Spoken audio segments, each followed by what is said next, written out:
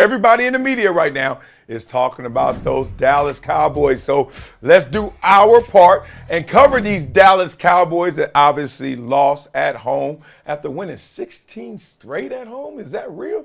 And then they lay an egg like they did in that wild card round to the Green Bay Packers. Green Bay Packers won the coin toss, went straight down the field, put the smackdown on, never looked back. We all saw it. So every commentator in the world, from Stephen A., who was just laughing at them, obviously trolling them, saying, hey, these pictures are worth 1,000 words, and kept showing images of the Cowboy fans all distraught, looking all messed up. And Richard Sherman, who had a valid point, saying, hey, you better appreciate what you got right now, even in this loss, or you guys are going to mess up and get rid of too much. Michael Irvin chimed in saying that the Cowboys' loss was just a spanking of the coaching staff. They both just got undressed. And then Emmanuel Acho also says Mike McCarthy's got to go. Now, expect this hyperbole from everybody in the media when a team loses in the playoff with expectations, especially when that team is the Dallas Cowboys. So, of all the commentators I saw out there, the one that made the most sense to me was Richard Sherman. So, I'm going to give Sherman his due and let us hear what he said. He was a top 5 quarterback all regular season for all intents and purposes. Played great. He did not play well in the playoffs. Gotcha. But you can do for everything you're saying, hey, he could do this better. He can do this better. On the other side of that coin, understand, you can get a lot worse quarterback plays. You can get a lot worse. You can never be in this position. You can be under 500 as a team. You can do worse than the quarterback that led the league in touchdown passes, Skip.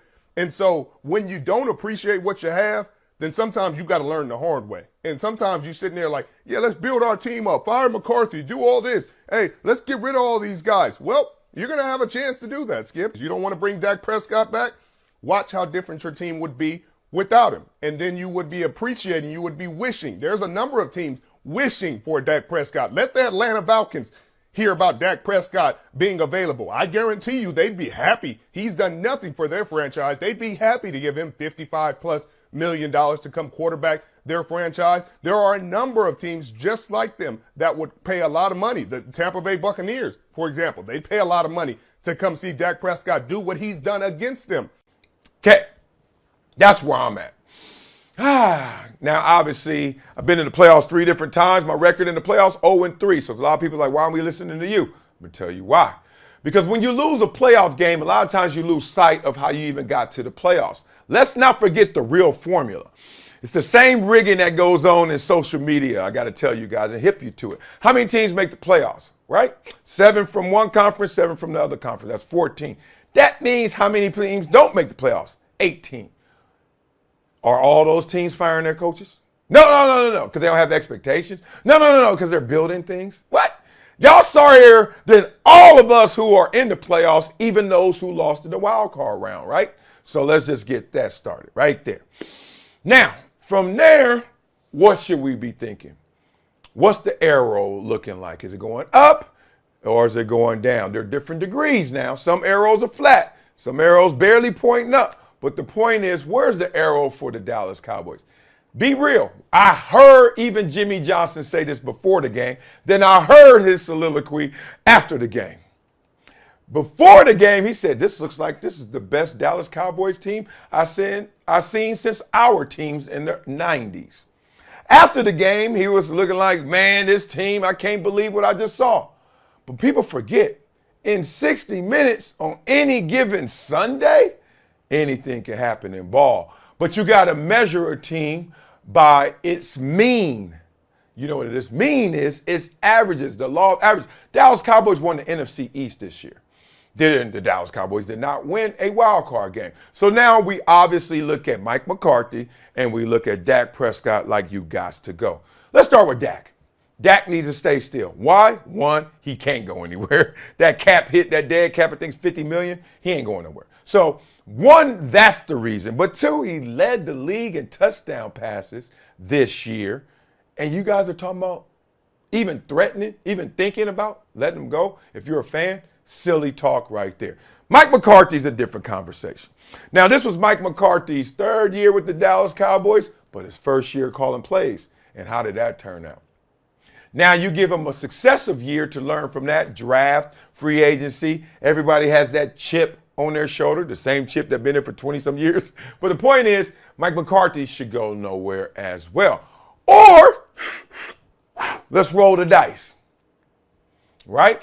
And as they say, you give up something for show because you want some more, and you're going to end up with no Devin the Dude. So give up this for show NFC East winning team and this for show playoff berth to try to get more. We want to go deeper into the playoffs, right? And you're going to end up in no playoff situation potentially. Be careful of that. I always tripped off my NFL experience. I always tripped off when teams were just letting people go left and right just because they didn't win the Super Bowl.